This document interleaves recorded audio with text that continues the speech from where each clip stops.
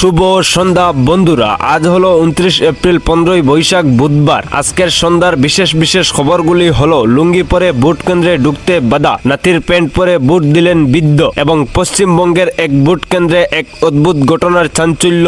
আজ পশ্চিমবঙ্গের দ্বিতীয় দফা ভোট ঘিরে কার্যরত রক্ষণক্ষেত্রেই মতো পরিস্থিতি তৈরি হয়। ইভিএম কারচুপি থেকে শুরু করে এজেন্টদের উপর হামলা, একাধিক জায়গায় উঠে গুরুতর অভিযোগ। নির্বাচন কমিশনের বিরুদ্ধে সন্ত্রাসের অভিযোগও তুললেন বিরোধী পক্ষ দল। ইভিএম মেশিনে টেপ লাগানো নিয়ে দুই জায়গা থেকে রিপোর্ট তবল করছে কমিশন। একদিকে অভিযোগ বিজেপির বোতামের উপর টেপ লাগানো, অন্যদিকে কোথাও তৃণমূলের বোতাম ডেকে দেওয়ার অভিযোগ। সব মিলিয়ে ভোট পর্বের নতুন এক বিতর্ক তৈরি হয়েছে। এদিকে কেন্দ্রীয় বাহিনী ভূমিকা নিয়েও প্রশ্ন উঠেছে, কিন্তু ভোট কেন্দ্রে লাঠিচার্জের অভিযোগ সামনে এসেছে। একই সঙ্গে সোশ্যাল মিডিয়ায় তীব্র প্রতিক্রিয়া জানিয়েছেন রাজনৈতিক নেতারা। মহুয়া মৈত্র অভিযোগ করেছেন, সাধারণ ভোটারদের উপর হামলা চালানো হয়েছে। এদিকে এক বৃদ্ধ লুঙ্গি পরে ভোট কেন্দ্রে গেলে তাকে ঢুকতে বাধা দেওয়া হয় বলে অভিযোগ। পরে বাধ্য হয়ে তিনি অন্য পোশাক পরে ভোট দেন বলে জানা যায়। এই ঘটনাকে কেন্দ্র করে ভোটাধিকার ও নিরাপত্তা নিয়ে প্রশ্ন উঠেছে। এবার আসা যাক উত্তরবঙ্গ ও দক্ষিণবঙ্গের পরিস্থিতিতে। লঙ্গাই নদী ফুলে ফেঁপে উঠেছে।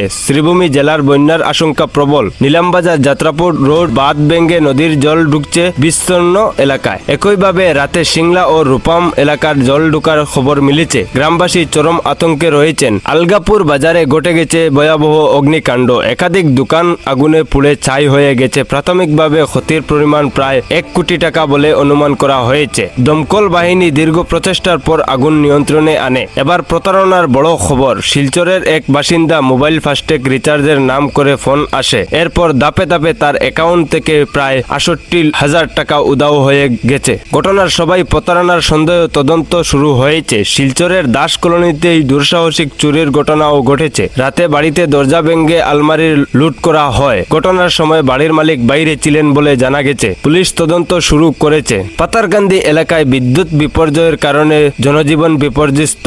মোবাইল চার্জ দিতে মানুষকে চরম সমস্যায় পড়তে হচ্ছে। ব্যাটারি ও ইনভার্টারের সাহায্যে চার্জ দেওয়ার জন্য দোকানের ভিড় জমাচ্ছেন সাধারণ মানুষ। স্বাভাবিক জীবন কার্যরত ব্যবহৃত হয়ে পড়েছে। এই ছিল আজকের সন্ধ্যার গুরুত্বপূর্ণ খবরগুলো। রাজনৈতিক থেকে শুরু করে প্রাকৃতিক অপরাধ থেকে সাধারণ মানুষের সমস্যা সবকিছুই উঠে এলো আজকের প্রতিবেদনে। ভিডিওটি ভালো লাগলে অবশ্যই লাইক করুন, চ্যানেলটি সাবস্ক্রাইব করুন এবং শেয়ার করুন। ধন্যবাদ সবাইকে। স্বাগতম আবারও বরাক ভয়েস লাইভে।